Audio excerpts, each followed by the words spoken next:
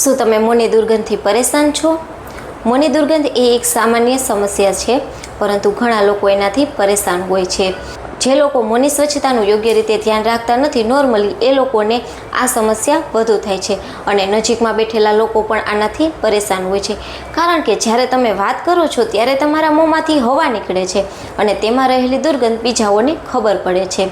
ખરાબ શ્વાસના મુખ્ય કારણો: દાંત અને જીભ પર બેક્ટેરિયા જમા થાય છે, જે ખરાબ શ્વાસનું કારણ બને છે. પાણી ઓછું પીવાથી મોંમાં લાળ ઓછી ઉત્પન્ન થાય છે અને મોં સુકાઈ જાય છે, જેના કારણે ખરાબ સ્મેલ આવી શકે છે.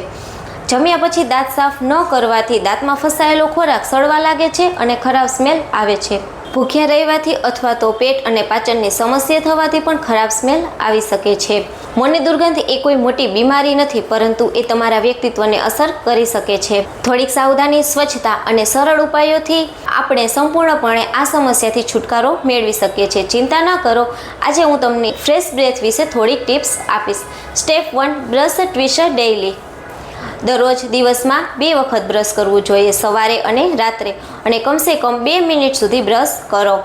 Step number 2: clean your tongue.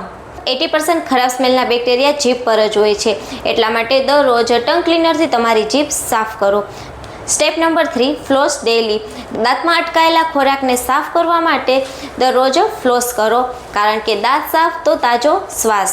Step number 4: stay hydrate. આપણે જોયું કે સૂકું મોં એ ખરાબ સ્મેલનું કારણ બની શકે છે, દિવસભર પૂરતું પાણી પીતા રહો. Step 5: dental checkup. દર 6 મહિને ડેન્ટિસ્ટ પાસે જઈ અને ચેકઅપ કરવું જરૂરી છે. Fresh breath, fresh confidence.